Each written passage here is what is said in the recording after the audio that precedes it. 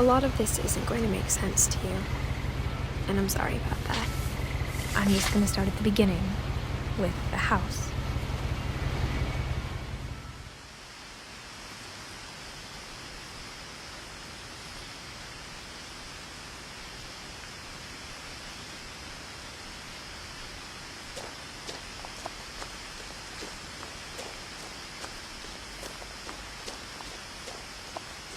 I lived here until I was 11, but I wasn't allowed inside half the rooms.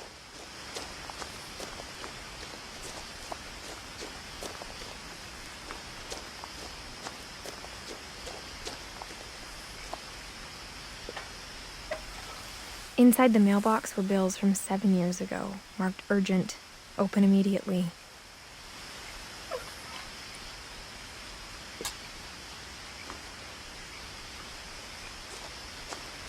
I hadn't been back since my brother Lewis's funeral.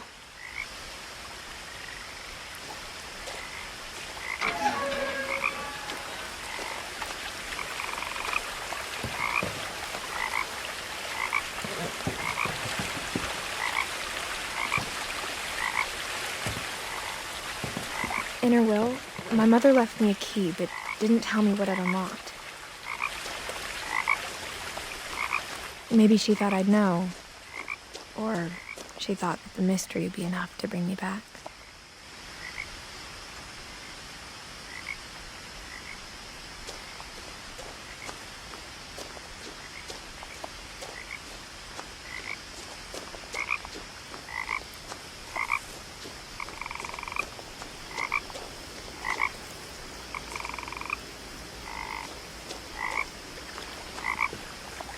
The truth is, even after I inherited the house, I never thought I'd come back to it. But now I had questions about my family that only the house knew the answers to.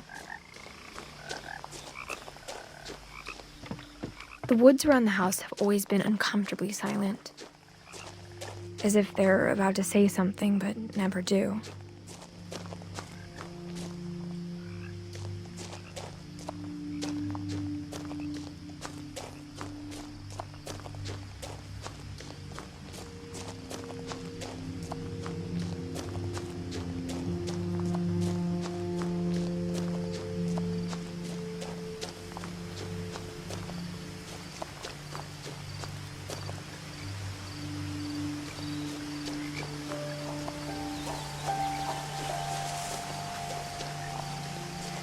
The house was exactly like I remembered it, the way I'd been dreaming about it.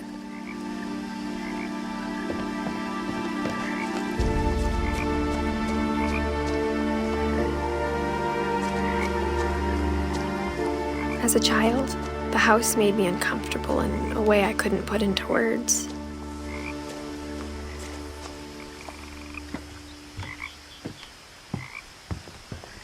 Now, as a 17-year-old, I knew exactly what those words were. I was afraid of the house.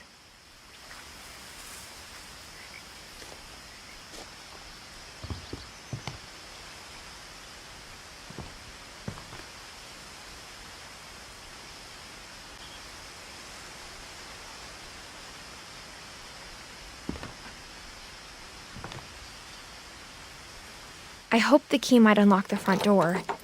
It didn't.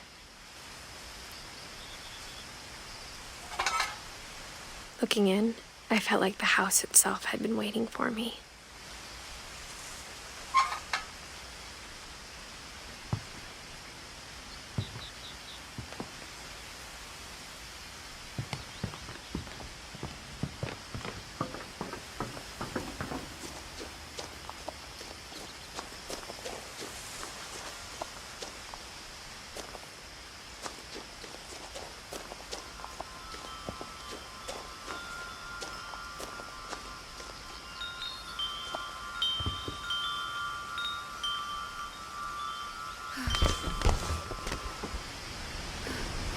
Crawling through the doggy door used to be a lot easier when I was 11.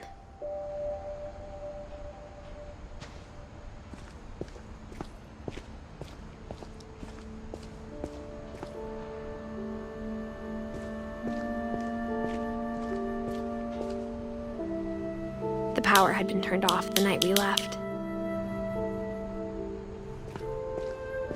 For the first time in years, I felt like I was home.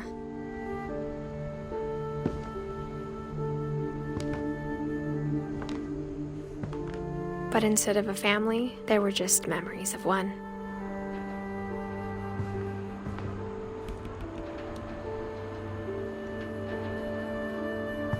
Like how after Louis started working at the cannery, we all got sick of eating salmon, except our cat, Molly.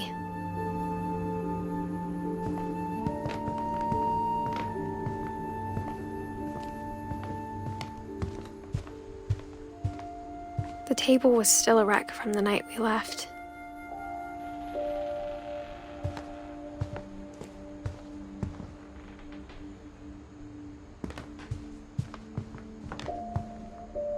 My mom was the only one of us who could imagine Great-Grandma Edie living in a nursing home. It was like a bomb had gone off, killing everyone but sparing the furniture.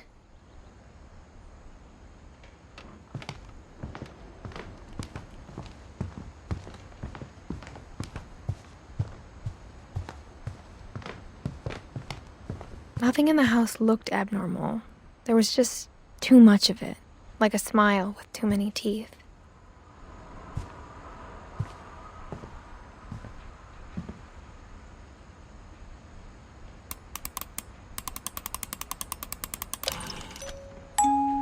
Great-Grandpa Sven built a music box for Barbara, along with the rest of the house. Mom always told me to stay out of the basement, so I wasn't too surprised when the key didn't fit.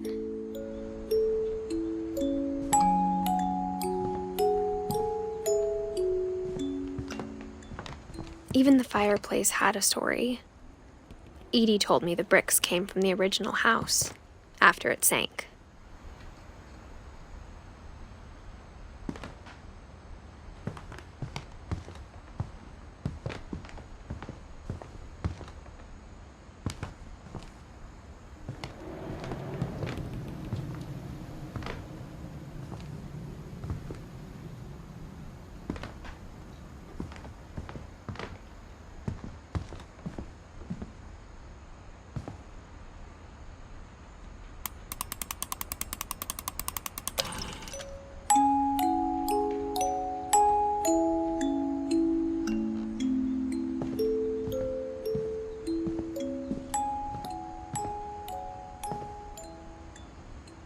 A lot of things got left behind in the whirlwind of that last night.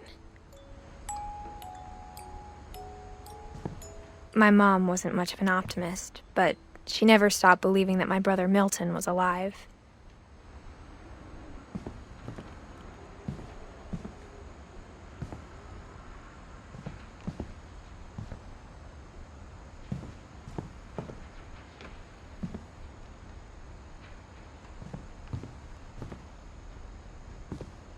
After Milton disappeared, Mom sealed up all the bedrooms.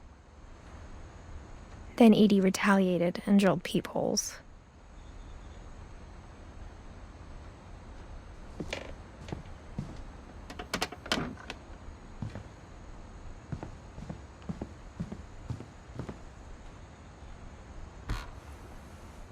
Molly always seemed like a girl I could imagine being friends with, if she hadn't died in 1947.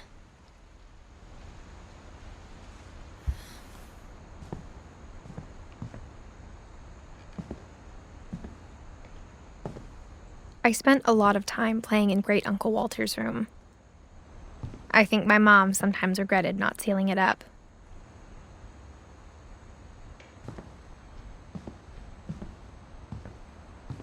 Louis told me there were secret passages, but I never believed him.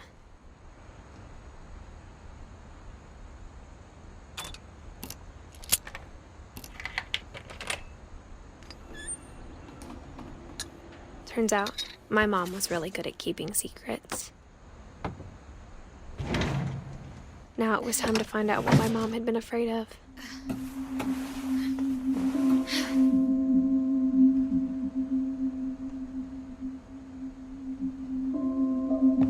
Reading this, maybe it sounds like I had a plan.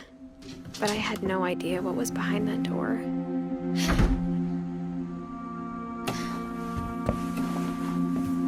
Just like I had no idea where all this was gonna lead.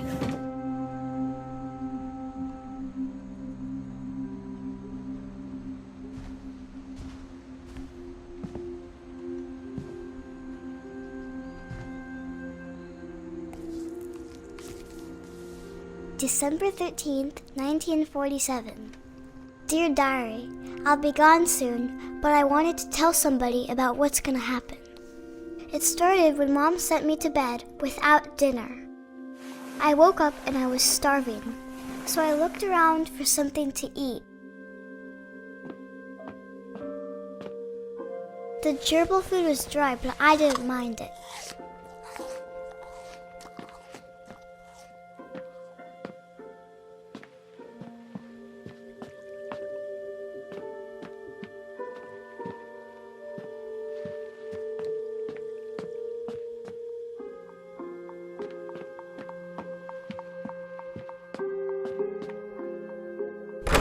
Mom, can I come out now?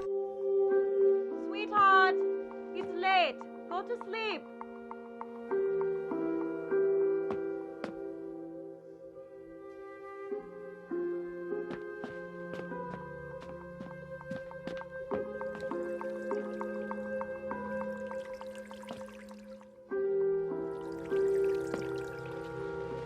I thought about eating Christopher, but I held back.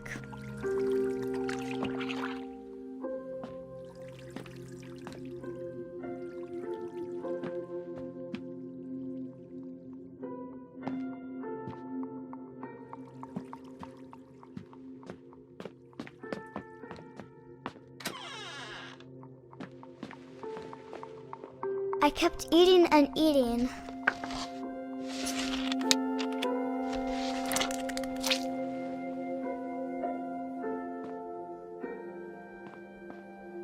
I ate a lot of things that night.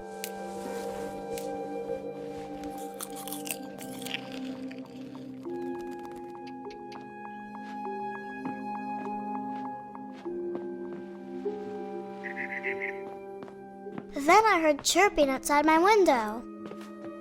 It was a barn swallow going back to her nest. I reached out for her.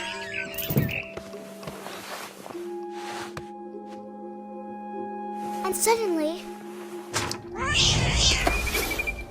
I was a cat.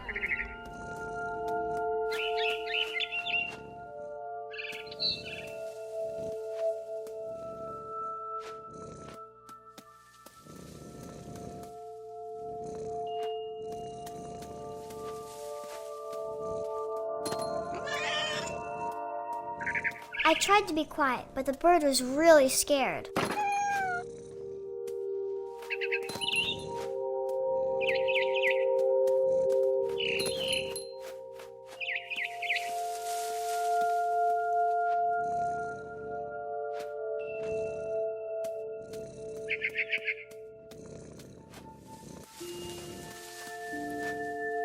Mom and Dad didn't even look at me.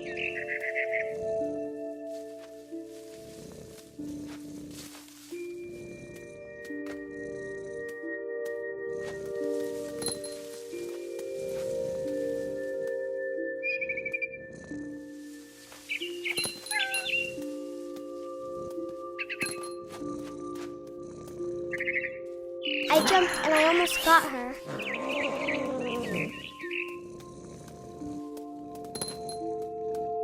I could tell she was getting really tired.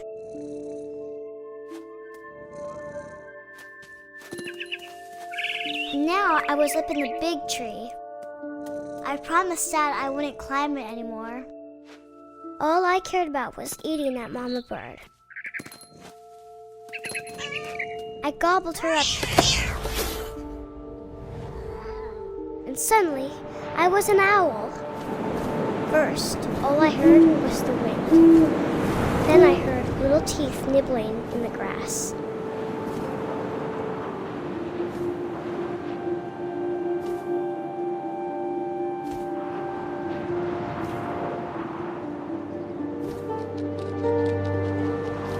Rabbits.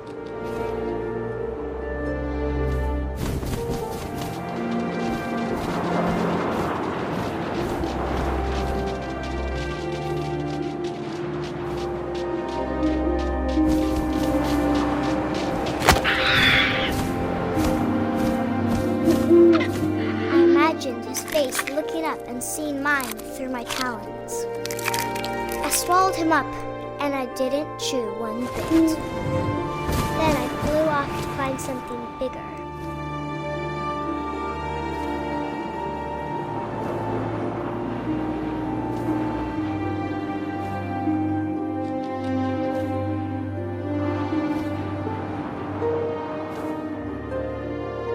A mama rabbit.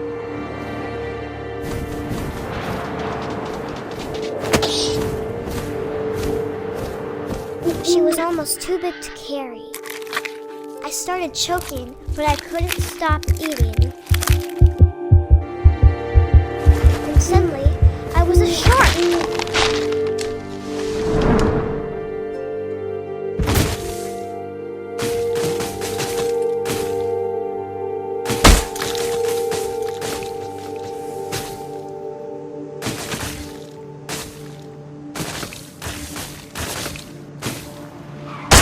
I rolled off a cliff and into the ocean. Now, I was hungrier than ever.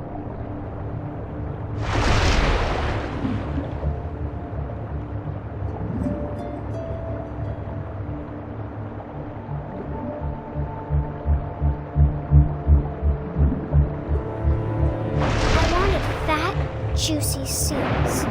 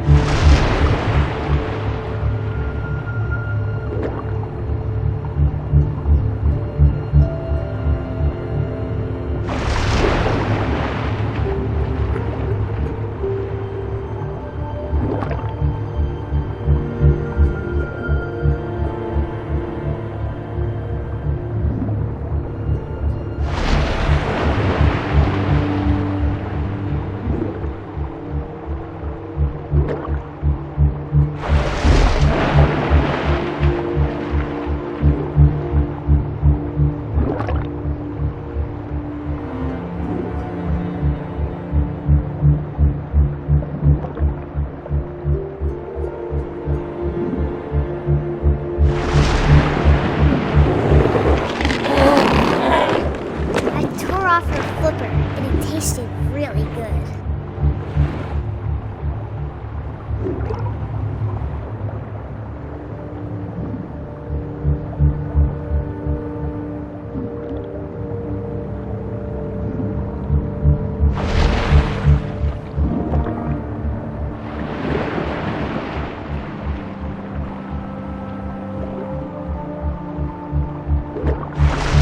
Grabbed on tight. So hungry, I jumped out of the water. When I opened my eyes, everything had changed.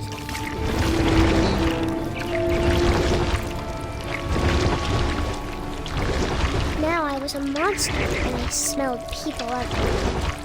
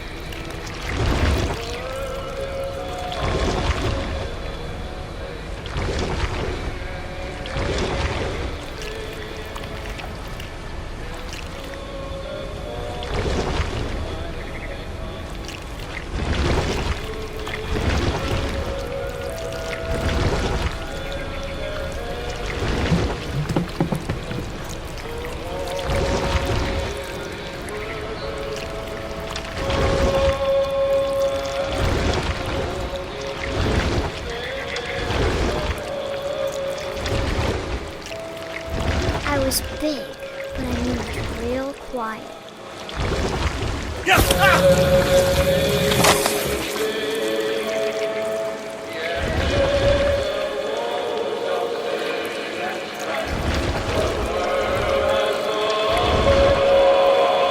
I wanted to stop, but also I didn't.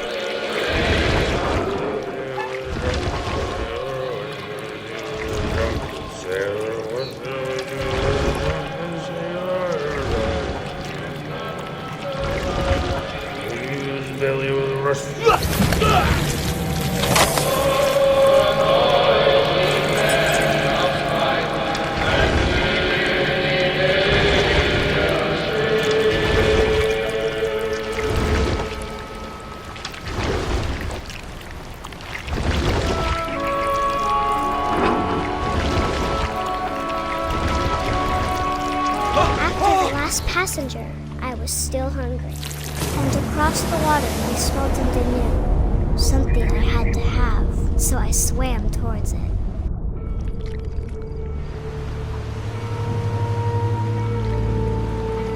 I slithered onto the sand, and the good smell went into an old pipe.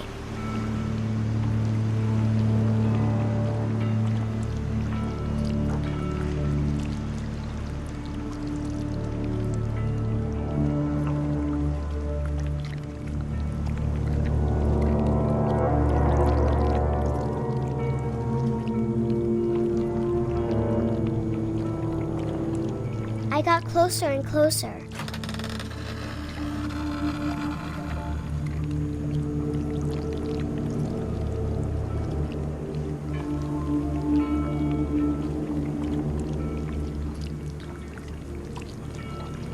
All of my stomach started growling.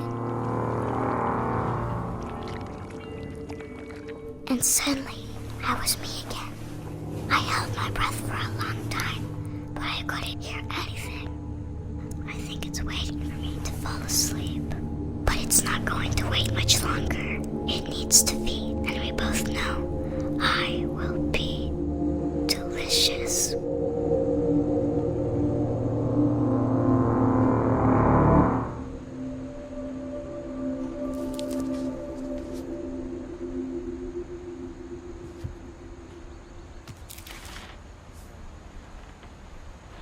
I'm not sure if I believed all of that, but I'm sure Edie would have.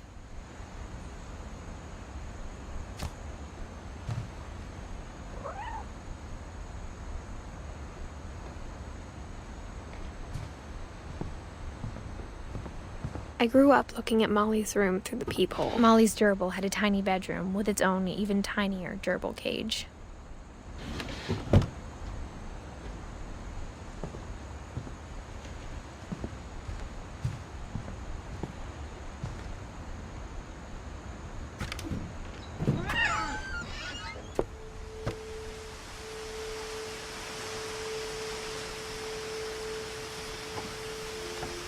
This will be obvious later, but my mom never told me any of these stories.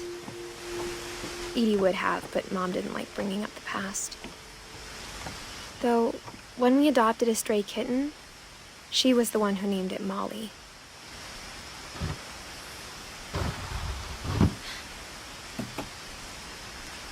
I spent a lot of time in Great-Grandma Edie's room. Louis died a week before we left, but Edie had already started to memorialize him.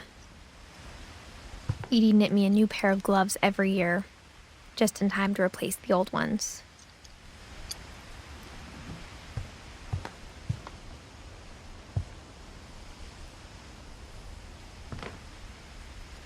One summer, they evacuated the island, but Edie refused to go. For a few weeks, she was a celebrity. I hadn't thought of myself as Edith Jr. for a long, long time. Edie gave a big interview about a mole man living under the Finch house. My mom was furious.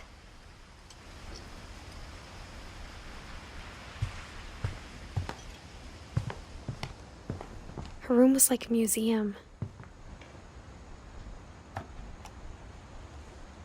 For 500 years, the Finches have been famous throughout Norway for their fortune and misfortune.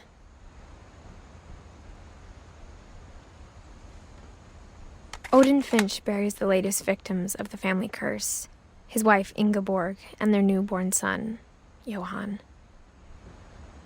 On January 7th, 1937, he set sail with his family and his house, hoping to leave the curse behind. But 40-foot waves off the coast of Washington send the house and Odin to the bottom of the sea.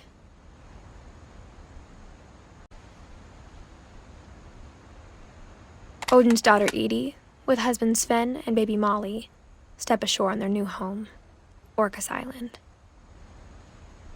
Odin Finch is the first to be buried in the new family cemetery. His daughter Edie is already dreaming of a new Finch house.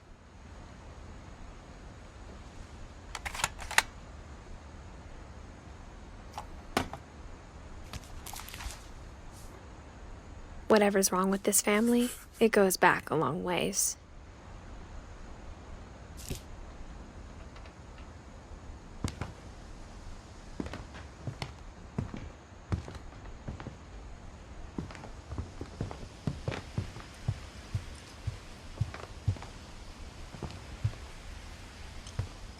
Even in her 90s, sometimes Edie seemed a lot younger than my mother.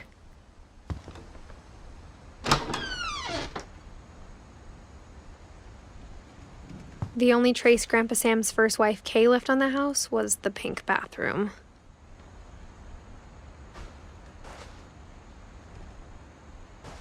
It was a pretty big trace.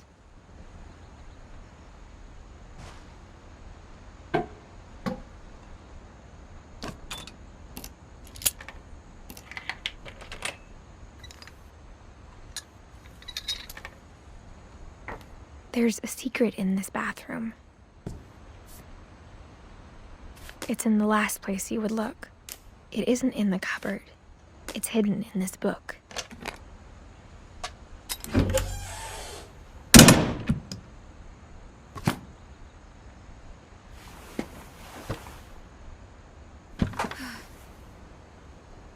Sven gave Sam an old camera he'd refurbished. He never put it down.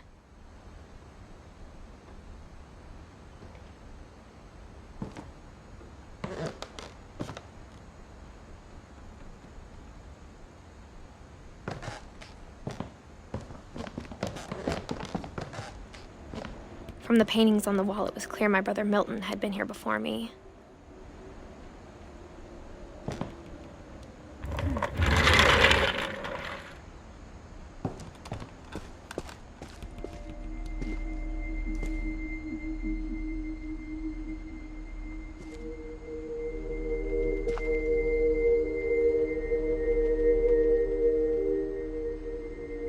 I knew Grandpa Sam had a twin.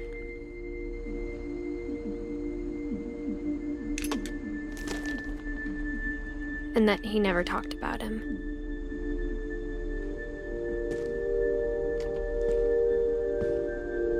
I guess my grandpa didn't like history any more than my mom did.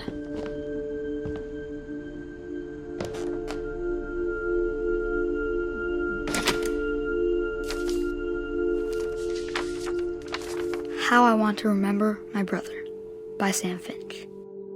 The thing I remember is that when he made up his mind, that was it.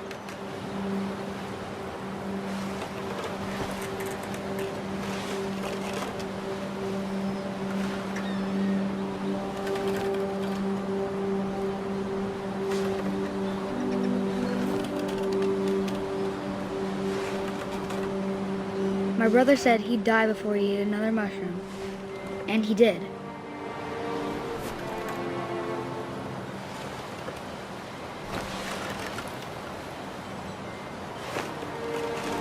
At Barbara's funeral, we swore we'd never be afraid again, and he wasn't.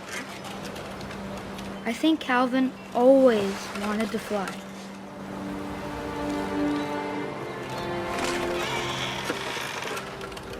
Sam! Calvin! Dinner's ready! Coming! But that day, he finally made up his mind to do it. I told him going around was impossible. Maybe if I hadn't said that, Calvin, I'm not gonna tell you again.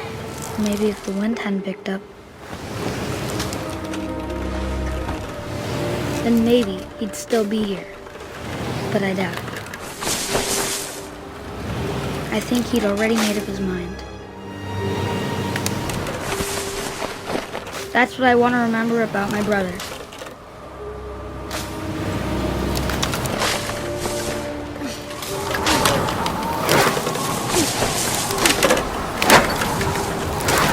The day he made up his mind to fly.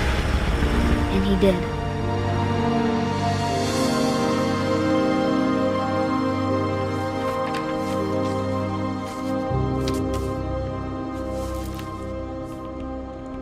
Calvin's story felt strangely familiar. When I was younger, I remember trying to do the exact same thing.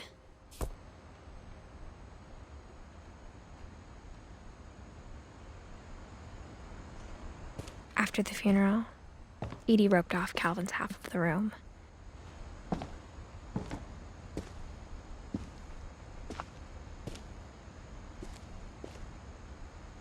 Mom said Grandpa Sam enlisted at 18 and never set foot in the room again.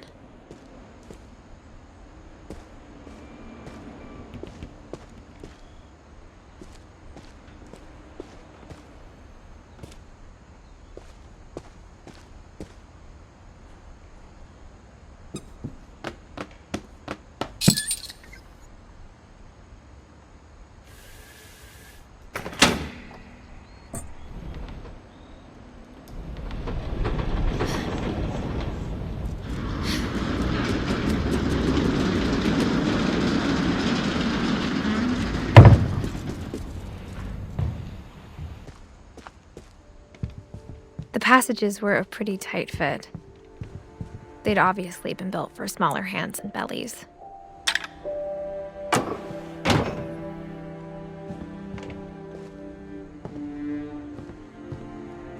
Whenever people ask me about my family, the first thing they always want to know about is Barbara.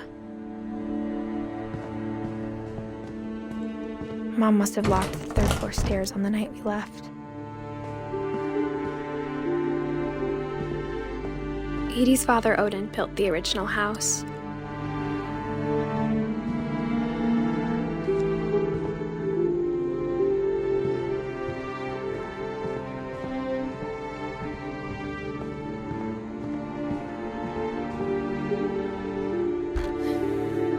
My Grandpa Sam spent 7 years sharing a room with his dead brother, Calvin.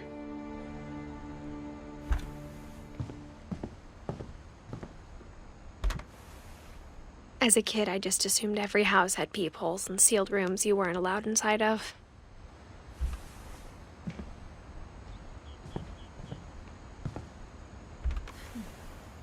The last time I was in Edith Sr.'s room, I was 10 and she was painting my portrait.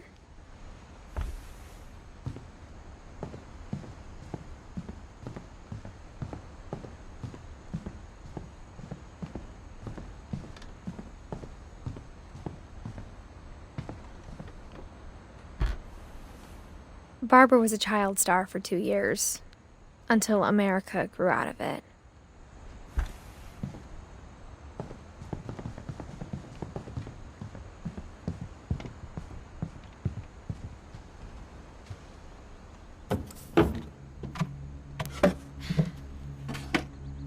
Growing up, I always thought of Barbara as a child star.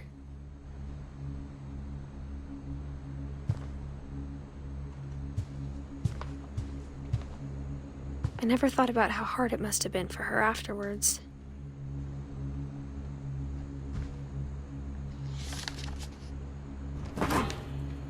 Of all the stories people wrote about Barbara's death, I'm surprised Edie saved this one.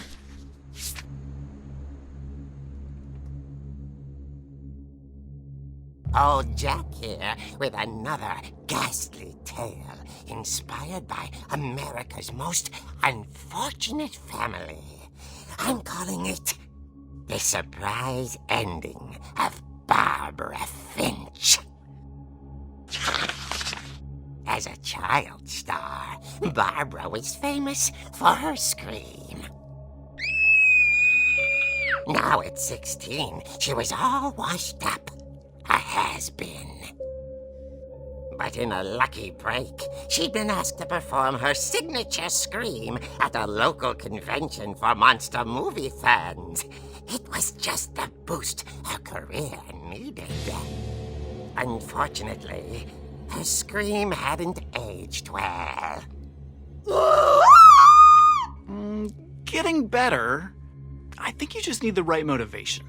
Her biggest fan and current boyfriend, Rick, was about to demonstrate when... Now that was a great scream. It was Barbara's father, Sven. He'd slipped into a table saw and had to be rushed to the emergency room. So Barbara got stuck babysitting her youngest brother, Walter. Her convention comeback was cancelled. Okay, I'm hearing frustration, but I'm not hearing terror. What if I tried... A gang of hoodlums in Halloween masks have been terrorizing Orcas Island tonight. Police are urging residents to... That came from the basement. You're right! Also, I loved your delivery on that. Why is your basement door locked? Because my dad likes making puzzles and secret passages. There's a key hidden in the music box. The secret is to keep winding and winding until finally the key pops out. Thanks, babe. I'll be back in a sec. 20 minutes later, Rick hadn't returned. So Barbara went to look for him, right on cue. She reached for the music box.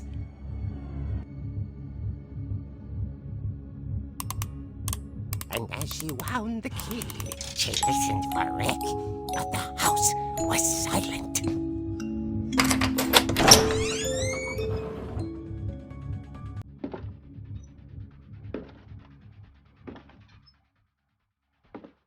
She found Rick's crutch and imagined the worst.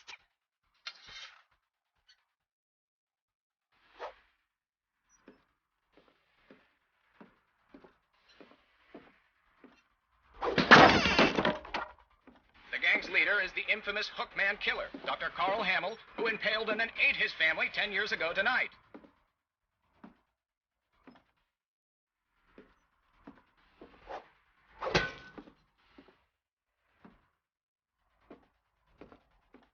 The old fridge rattled and grew still.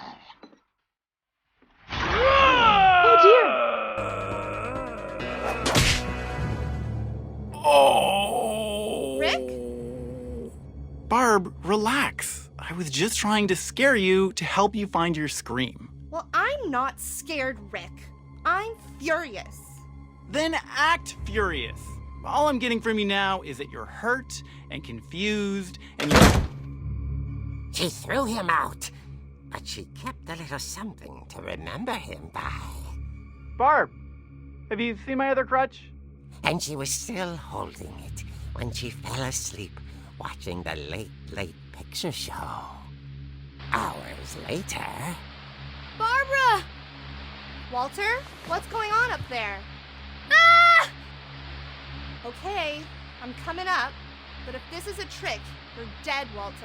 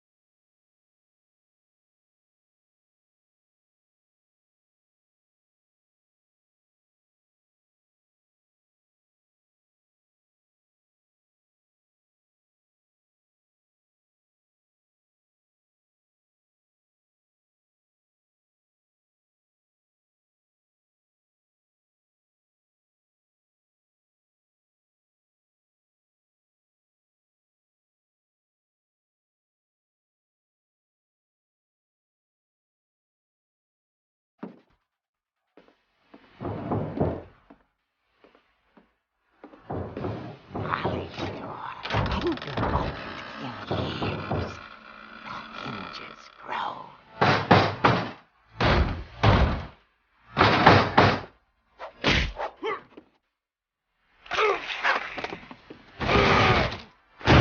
He wasn't moving, but she sensed the story might not be over yet.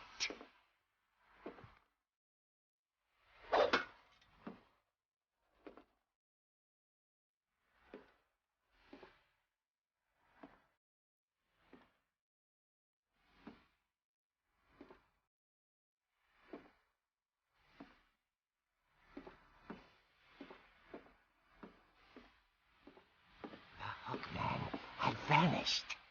She listened for his breathing, but all she heard was...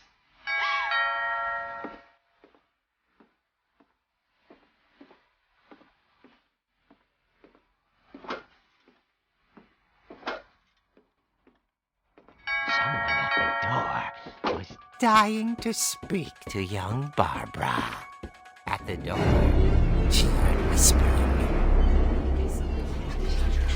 It was coming from inside the house.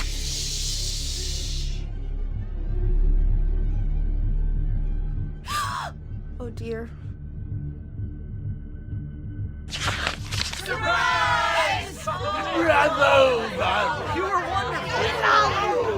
monsters had come to surprise her. For Barbara, it was a dream come true. Then she saw what kind of monsters they were, and she realized what was about to happen.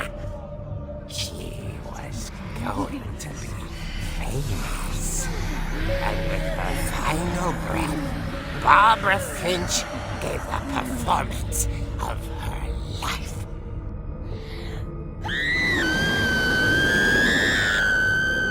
I wasn't there myself, but I hear Barbara was magnificent. Poor girl. She had a taste for stardom. But unfortunately, so did her fans. Of course, the police blamed it all on poor Rick, who disappeared the same night. And little Walter? Hiding under his bed the whole time. He took it all pretty hard, but that's another story. As for Barbara, tucked inside the music box is all they ever found of her. Her ear. Now that's what I call a real eerie tale.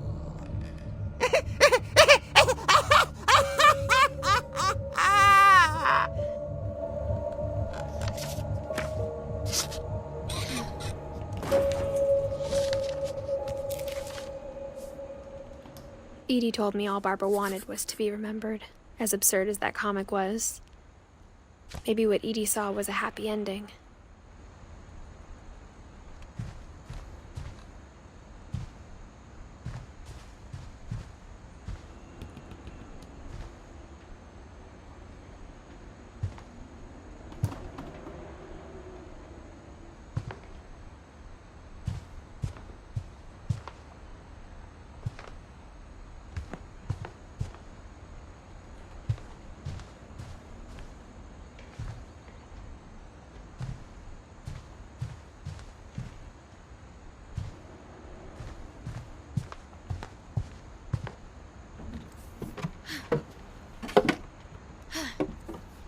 I guess now I know why Mom didn't like me playing with the music box.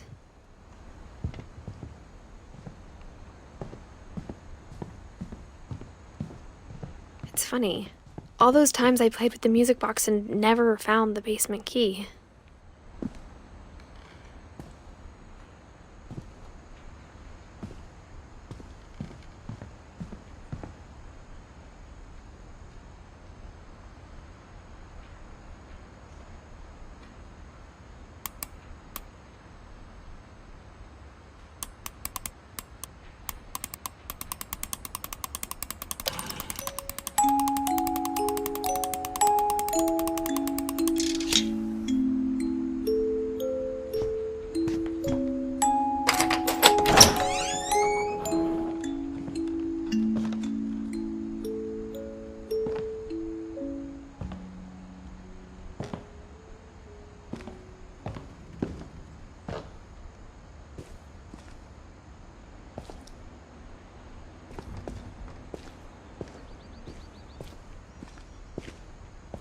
Mom said the basement was off limits, unless I wanted another tetanus shot.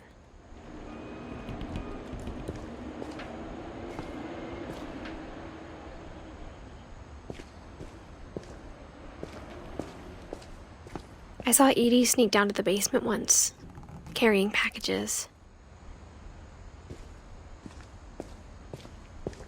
I thought maybe she was hiding presents. It turned out she was hiding a lot more than that.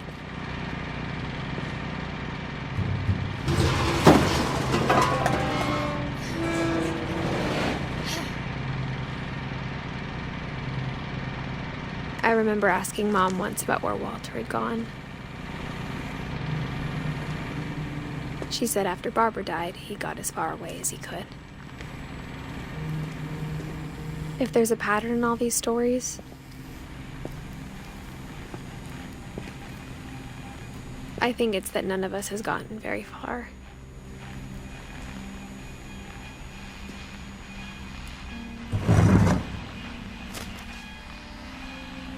Goodbye, everyone. I can't believe I've been down here for 30 years.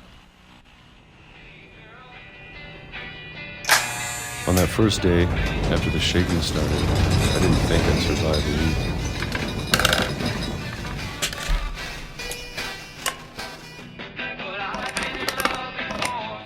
But after a few days, I settled into a routine.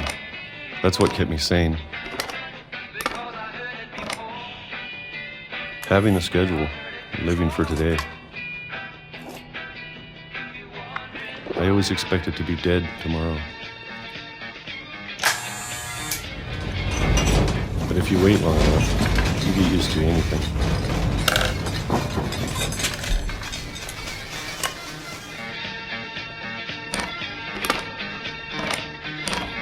Even a monster on the other side of the door starts to feel normal. Almost friendly.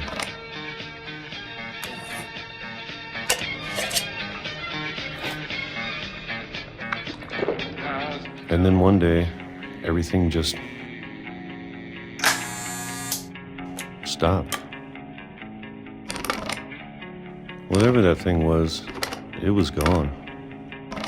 Maybe it got tired of waiting. Or maybe I just got tired of being afraid.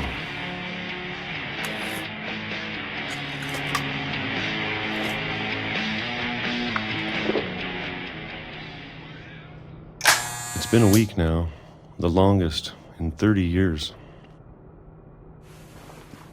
I'm done waiting. I have to leave while I still can.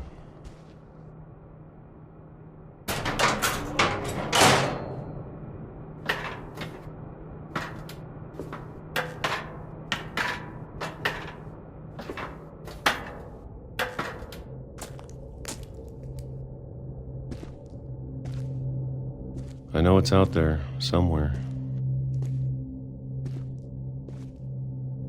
Whatever killed Barbara and Molly and Calvin. Maybe this is all a mistake. But I need to stop living the same day.